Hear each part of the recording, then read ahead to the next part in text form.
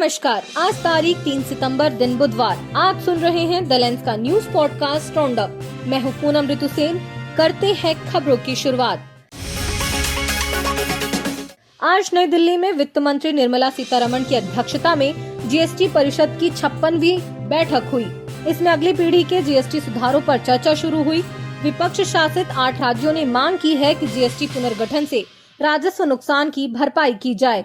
झारखंड के वित्त मंत्री राधाकृष्ण किशोर ने कहा कि उनके राज्य को 2000 करोड़ का नुकसान होगा, लेकिन अगर केंद्र भरपाई करे तो वे प्रस्तावों का समर्थन करेंगे। वहीं आंध्र प्रदेश के वित्त मंत्री पय्यावुला केशव ने केंद्र की जीएसटी दरों को तर्क संगत बनाने के प्रस्ताव का समर्थन किया। परिषद अगले 2 दिन जीएसटी स्लैब को 5 और 18% तक सीमित करने और तंबाकू विलासिता की वस्तुओं पर 40% विशेष कर लगाने जैसे प्रस्तावों पर विचार करेगी।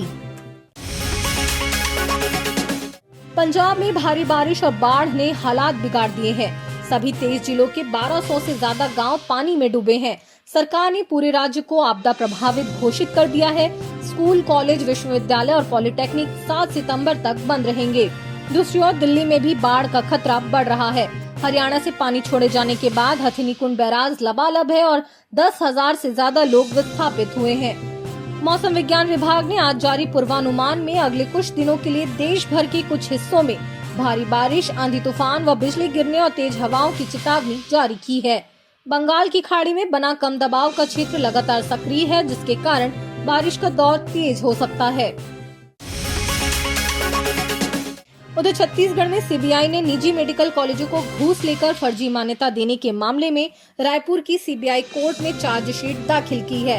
इस चालान में रावतपुरा मेडिकल कॉलेज के चेयरमैन रविशंकर महाराज, रिटायर्ड आईएएफएस और रेरा चेयरमैन संजय शुक्ला और रायपुर मेडिकल कॉलेज के प्रोफेसर डॉक्टर अतिन कुंडू के नाम घूस कांड में षड्यंत्र में शामिल हैं।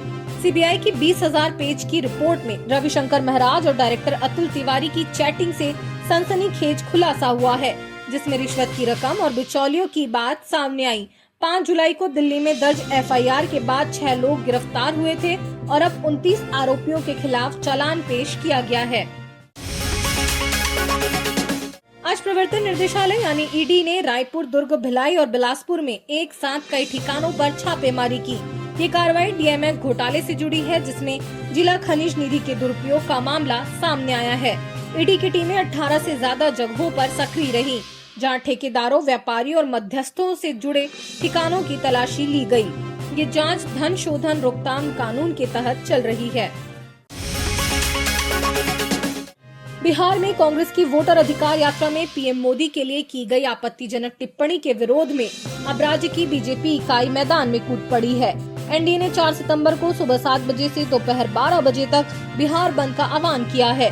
इस बंद को प्रभावी बनाने के लिए बीजेपी महिला मोर्चा और एनडीए की अन्य महिला इकाइयों को जिम्मेदारी दी गई है। बीजेपी प्रदेश अध्यक्ष दिलीप जायसवाल ने इस बंद को महिलाओं के सम्मान की रक्षा के लिए एक प्रतीकात्मक कदम बताया है।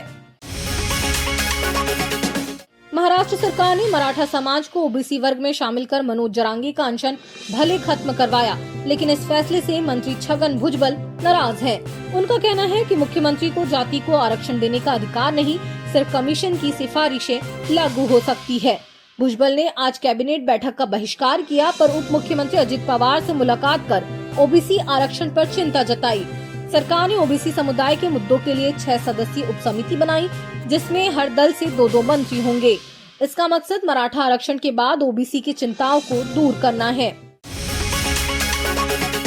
अब खबर जरा हटके में जानिए। आईआईटी गुवाहाटी के शोधकर्ताओं का ऐसा कमाल जो सेकंड्स में करेगा दूषित पानी की पहचान। पानी में बढ़ता प्रदूषण आज एक बड़ा संकट बन चुका है, लेकिन हमारे वैज्ञानिकों ने कमाल कर दिखाया है। आईआईटी गुवाहाटी के शोधकर्ताओं ने एक ऐसा अनोखा नैनो सेंसर बनाया है जो पानी में पारे और टेट्रासाइक्लिन जैसे खतरनाक चीजों को पलक झपकते पकड़ लेता है। जी हाँ, सिर्फ 10 सेकंड में। ये सेंसर दूध के प्रोटीन और थायमीन से बना है और इसमें कार्बन डॉट्स है जो यूवी लाइट में चमकते हैं। जैसे ही दूषित पानी इनसे टकराता है, चमक फीकी पड़ती है और प्रदूषण का अलार्म बज जाता है। चाहे नल का पानी हो, नदी का या फिर दूध और यूरिन जैसे नमूने, ये सेंसर हर जगह काम करता है। इतना ही नहीं, इसे पेपर स्ट्रिप्स पर भी लगाया गया है ताकि एक साधारण यूवी लैंप से कहीं भी जांच की जा सके। प्रोफेसर लाल मोहन कुंडू और उनकी टीम की ये खोज इतनी संवेदनशील है कि ये पारे की 1.7 भाग प्रति बिलियन जैसी मामूली मात्रा को भी पकड़ लेती है।